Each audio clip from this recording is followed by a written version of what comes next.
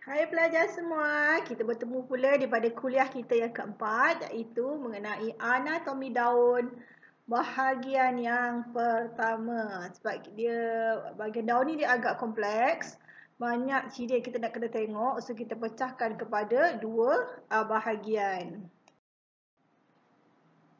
Mengapa kita pilih bahagian daun? Kerana daun merupakan organ yang paling penting untuk proses fotosintesis. Dan bila berlakunya fotosintesis, daun juga adalah bahagian yang membina makanan, iaitu daripada gula dan karbohidrat yang akan disebarkan ke seluruh organ tumbuhan. Dan kerana disebabkan fungsi dan juga tugasnya itu, daun mempunyai tisu tertentu yang khususnya untuk tujuan melakukan fotosintesis dan membina makanan untuk membekalkan makanan kepada keseluruhan bahagian pokok. Dan kerana ciri yang banyak pada tumbuhan dengan fungsinya yang tertentu itu menyebabkan bentuk daun berbeza mengikut kumpulan tumbuhan yang berbeza. Jadi kita akan lihat nanti bentuk daun, jenis dan bentuk daun berdasarkan kepada kumpulan utama tumbuhan dalam kingdom Plantae. Ini kingdom tumbuhan. Okey, seperti yang kita lihat di sini adalah kumpulan yang paling rendah sekali yang dipanggil sebagai kumpulan bryophyte. Ini kumpulan lumut. Kita lihat dia punya bentuk daunnya adalah bentuk daun yang ringkas. Dia terdiri daripada daun yang sama ada microfil ataupun makrofil. Dia tidak kompleks seperti daun angiosperm ataupun gymnosperm. Ini pula adalah kumpulan kedua selepas bryophytes. Kita ada kumpulan pteridophyte, iaitu kumpulan paku pakis, di mana kita dah nampak struktur daun ni lebih kompleks. Dah ada satu tangkai yang dipanggil sebagai frond. So frond itu terdiri daripada tangkai daun dan juga bahagian lamina daun yang dipanggil sebagai pinnae, ataupun dalam bahasa Malaysia kita panggil sebagai pina. So kita nampak kan dia punya struktur sudah lebih kompleks. Kumpulan yang seterusnya kita panggil sebagai angiosperma. So angiosperma ini mempunyai dua kumpulan utama, iaitu dicot dan juga monocot, di mana dicot mempunyai dua cotyledon pada biji benihnya, manakala untuk monocot hanya mempunyai satu cotyledon. So pada untuk bahagian yang kumpulan dicotyledon, kita akan lihat daunnya sangat kompleks. Sudah nampak dah ada jenis-jenis peruratan yang pelbagai dan bentuk daun yang sangat kompleks. Di sini saya cuma tunjukkan sebahagian sahaja daripada kumpulan jenis-jenis daun yang terdapat bagi angiosperm. Manakala ini adalah jenis daun atau bentuk daun yang dipunyai oleh kumpulan monocot, di mana kita akan lihat dia kurang kompleks berbanding dengan gymnosperm, di mana daunnya adalah bentuk daun yang paralel. Maksudnya uratan dia selari, dan kita tak nampak sangat bentuk struktur daun kumpulan monocot ini terlalu kompleks. Kita akan nampak kebanyakannya lah jenis yang monocot yang daunnya berbentuk paralel dengan uratan yang paralel ataupun selari. Biasa kita lihat ni contohnya adalah pada pokok jagung, juga pada rumput, lalang. Itu adalah jenis-jenis monocot. Ini adalah contoh daun bagi gymnosperm. Okey, bagi gymnosperm ni kita akan nampak dia masih dari peringkat yang tidak terlalu advance atau tidak terlalu maju, dan daun ni kita akan nampak more kepada seperti jarum, macam bentuk jejarum, bentuk jejari, spindle-like, scale-like, owl shapes, leaves, maksudnya masih bentuk ringkas. Dan berdasarkan daripada ciri morfologi daun itu juga, kita akan dapat membezakan kumpulan-kumpulan utama tumbuhan itu kepada 4 kumpulan berdasarkan ciri anatominya, iaitu anatomi daun bryophyte, anatomi daun pteridophyte, anatomi daun gymnosperms, anatomi daun angiosperm yang terbahagi kepada anatomi daun monocot dan juga dicot. So basically kita akan nampak 5 kumpulan tumbuhan ini akan menunjukkan ciri anatomi yang sangat berbeza. Dan bagi melihat ciri-ciri anatomi tersebut, kita akan lihat ciri anatomi pada permukaan epidermis daun. Kita akan nampak jelas perbezaan dia. Ciri anatomi lamina daun pada keratan rentas. Ciri anatomi tisu vaskular pada pitium dan tulang daun juga pada keratan rentas. Dan juga ciri anatomi jenis permukaan daun. So, semua ciri-ciri ini adalah ciri-ciri utama yang boleh kita gunakan untuk pembezaan kumpulan tumbuhan. Kelima-lima kumpulan tumbuhan tersebut. Ciri yang pertama yang kita kata tadi, yang kita nak lihat adalah ciri permukaan epidermis daun. So, permukaan epidermis tu maksudnya kita lihat pada permukaan bahagian adaksial, iaitu bahagian atas, dan juga permukaan abaksial, iaitu bahagian permukaan bawah daun. Di mana di sini kita akan nampak, cuba tengok gambar ke atas tu, kita nampak ada pattern kita akan nampak epidermis daun tu mempunyai corak-corak yang dapat dilihat daripada permukaan daun. So, ciri permukaan daun tu sebenarnya dibina oleh dinding-dinding anticline, iaitu dinding-dinding yang membina. Nampak kalau kalau lihat pada gambar rajah yang di atas tu, pada potongan bahagian tengah daun tu kita nampak ada satu lapisan epidermis, and then ada bahagian palisade, dan kita ada bahagian mesophyll spine. So, kita akan nampak pada permukaan tu, ciri corak pada permukaan epidermis itu dibina oleh dinding anticline, iaitu dinding yang kelihatan daripada permukaan daun.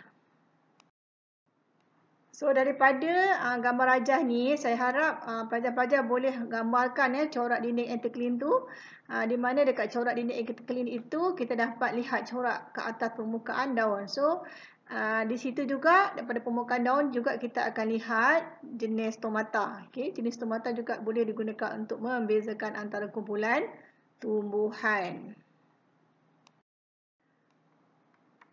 Kita kenali dulu stomata. Jadi stomata ini merupakan satu struktur yang terdiri daripada dua sel pengawal yang berbentuk ginjal. Okay? Dia seolah seperti ginjal. Dan ia ditentukan oleh sel subsidiari di kelilingnya. Sel subsidiari itu adalah sel yang berada bersebelahan dengan sel pengawal. Okay? Yang dipanggil sebagai guard cell. So, kalau kita lihat dekat situ, stomata berada di tengah-tengah. So, di sekelilingnya itu dipanggil sebagai sel subsidiari, di mana jenis stomata itu ditentukan oleh bilangan, saiz dan susunan sel subsidiari yang mengelilinginya. Okay, ditentukan oleh bilangan, saiz, susunan sel subsidiari yang berada di sekelilingnya. Dan biasanya sel subsidiari ini akan mempunyai kandungan sel yang berbeza dengan sel-sel epidermis yang berada di sekeliling stomata. Jadi penjelapan ini berbeza kerana kandungan subsel dia berbeza. Kita boleh tengok kat sini bagaimana binaan pada lamina daun pada keratan rentas pada gambar sebelah kanan. Okay, sel epidermis adaksial di bawah, atas sel epidermis abaksial di bawah.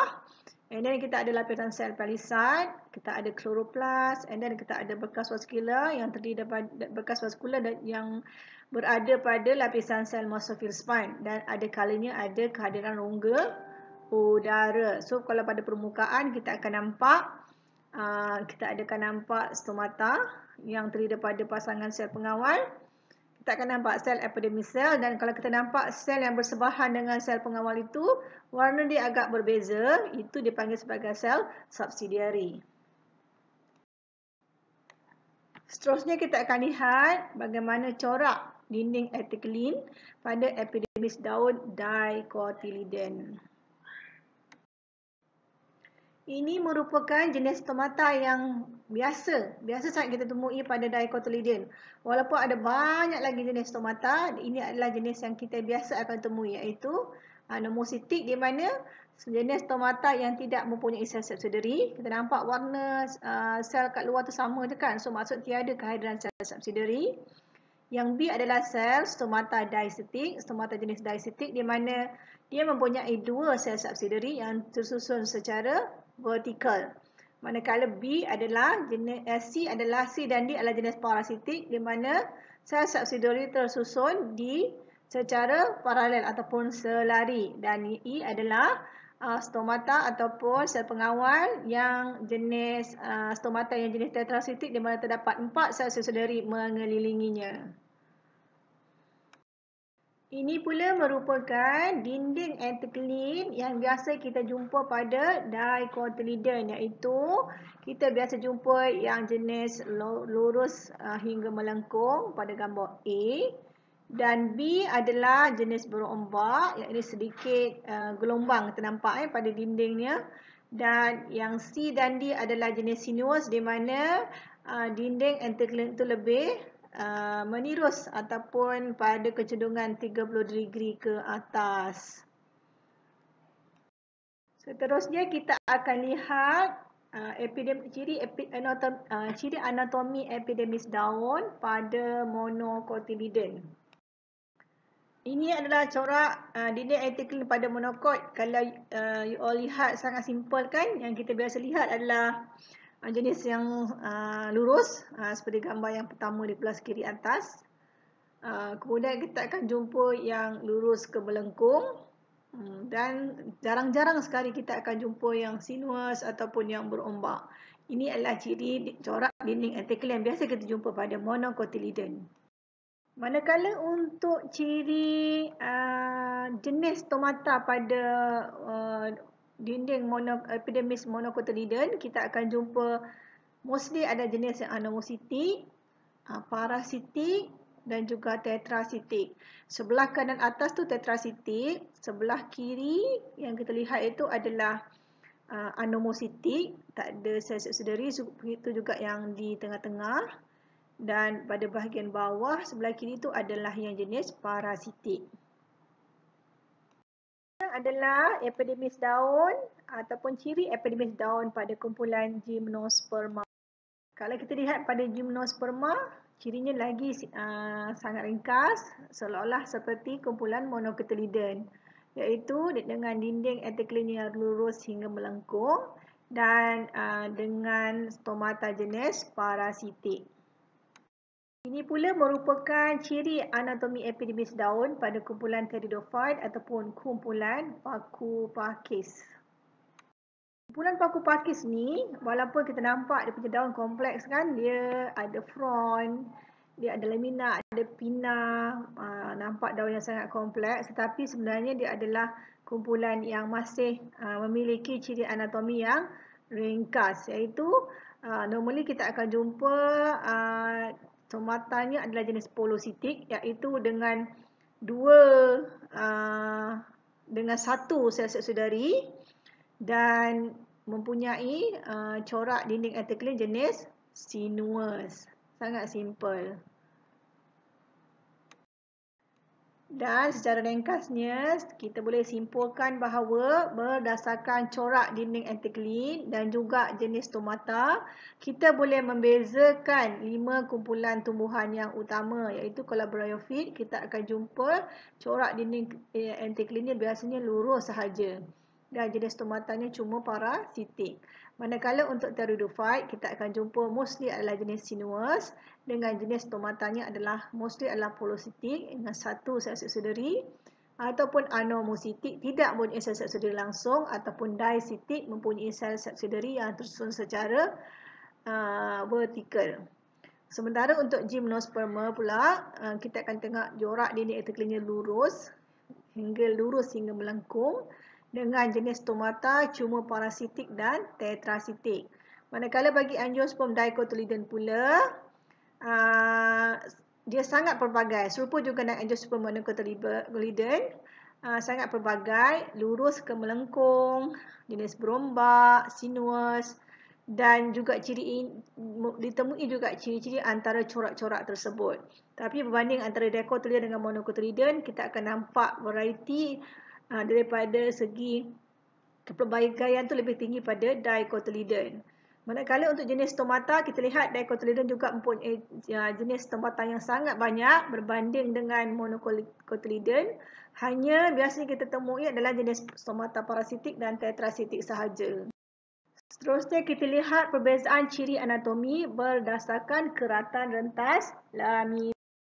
Bila saya sebut tentang lamina, maksudnya dia adalah bahagian daun. Bahagian daun yang kita nampak selai daun tu, and then daun tu kita letak kerat, buat lakukan keratan rentas, kita akan nampak 5 kehadiran sel yang utama ataupun lapisan tisu atau sel yang utama, iaitu lapisan sel palisad, lapisan sel mosofil pada bahagian tengah, struktur bekas vaskular,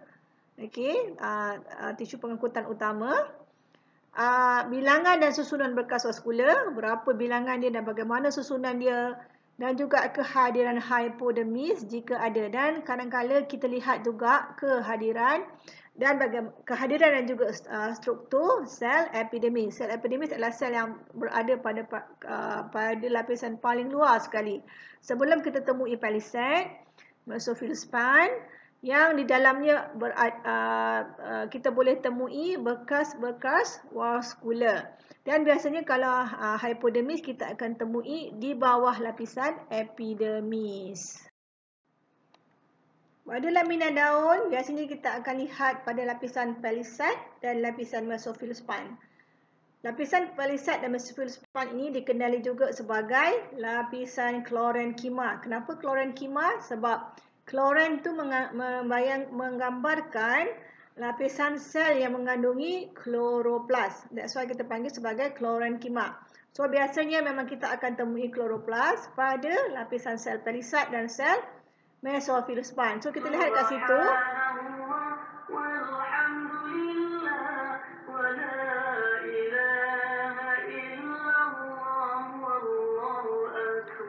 Dan kita lihat di situ bahawa sel palisad biasanya kalau dalam dicot dia berbentuk panjang seperti tiang, susun sangat rapat, manakala kalau untuk monocotyledon sel palisadnya adalah lebih berbentuk segi 4 tepat. Manakala untuk sel mesofil pula, ia berbentuk bercuping-cuping dan tersusun longgar, dan biasanya kita akan jumpa rongga udara pada bahagian mesofil span. Jom kita lihat gimnosperm pada keratan rentas lamina daun. Ini adalah gambaran lamina pada gimnosperm pada keratan rentas.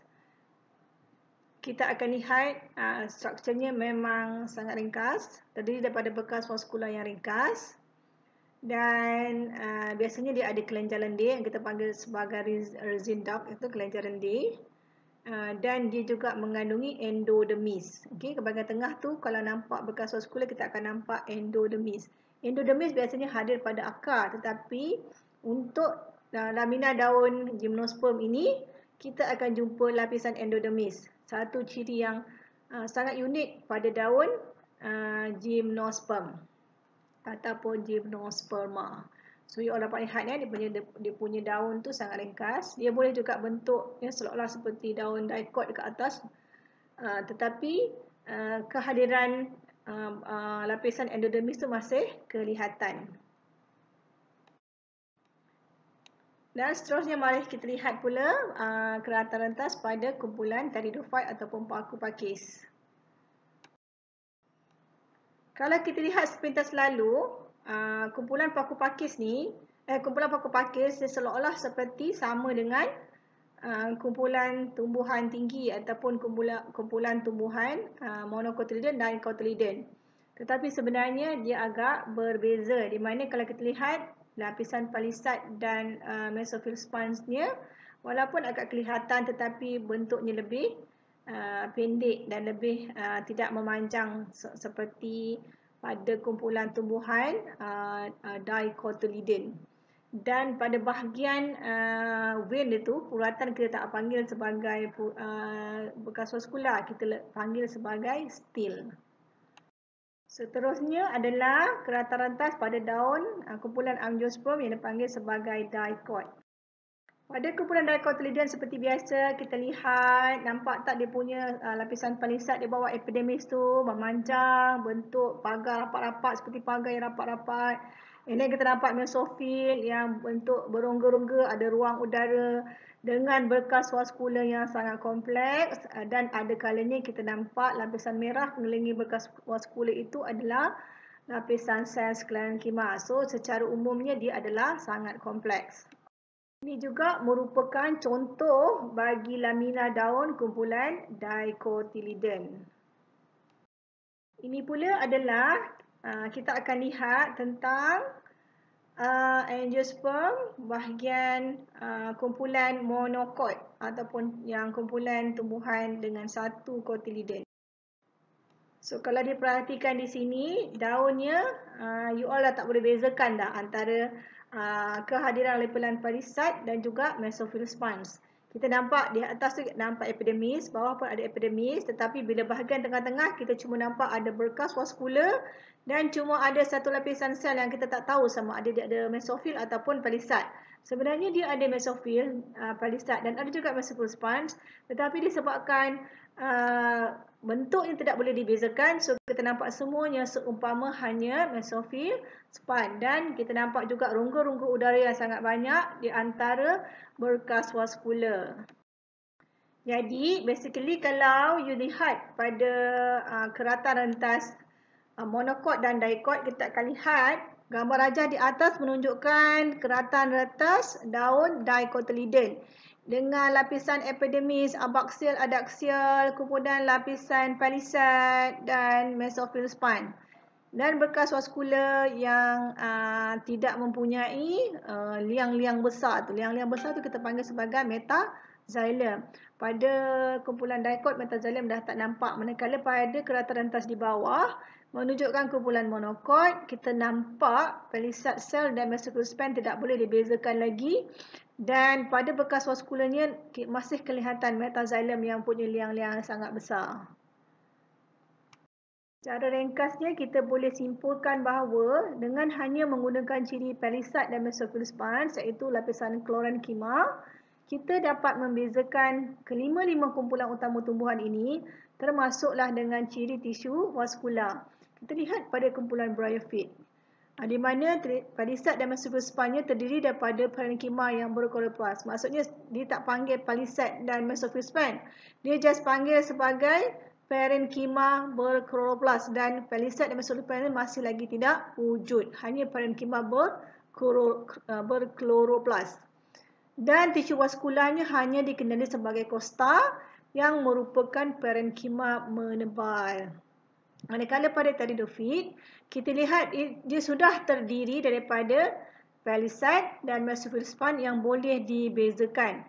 Parisatnya memanjang dan spine-nya berbentuk isodimetrik. Isodimetrik lebih kepada bentuk membulat lah. Dan ciri ini sama pada kumpulan tumbuhan angiosperm dicotyledon. Okey. Bagi gymnosperm pula, kita jumpa mesophyll spines dan kita tiada parisat. Kita cuma ada parenkima berchloroplast. Manakala bagi angiosperm monocotyledon, dia ada parisat dan mesophyll spine tetapi tidak boleh dibezakan. Dan daripada ciri tisu vaskular juga kita dapat jelas pada pteridophyte dia mempunyai stil, di mana stil ini kenapa dia panggil stil, tak panggil berkas vaskular, kerana dia ada phloem dan xylem, tetapi xylem tidak mempunyai sel silo. Dan pada gymnosperm pula, dia ada endodermis seolah-olah seperti dalam akar. Dan juga mempunyai tisu transfusi. Tisu transfusi itu tisu yang hanya terdapat pada tisu vaskular gymnosperm. Manakala bagi angiosperm dicot pula, kita akan jumpa tisu vaskular collateral atau bicollateral. Collateral ini mempunyai satu xylem dan satu phloem. Manakala bicollateral dia mempunyai dua phloem. Okey. Dan tisu vaskularnya mempunyai tulang daun utama yang besar bersama bekas vaskular primary dan secondary. Manakala bagi angiosperm monocotyledon pula, bentuknya lebih ringkas, dipanggil sebagai bentuk monyet. Dan kita dapat jelas kehadiran meta dan protoxylem. Okey, dan terdapat juga bekas tulang daun primer dan juga sekunder yang saiznya lebih kurang sama. Jadi macam kita potong pada keratan atas lamina tadi, kita nampak saiz bekas vaskularnya lebih kurang sama. Berbeza dengan pada dicotyledon, di mana saiz bekas vaskular utama besar, sekunder sederhana besar dan yang tertiary adalah kecil-kecil.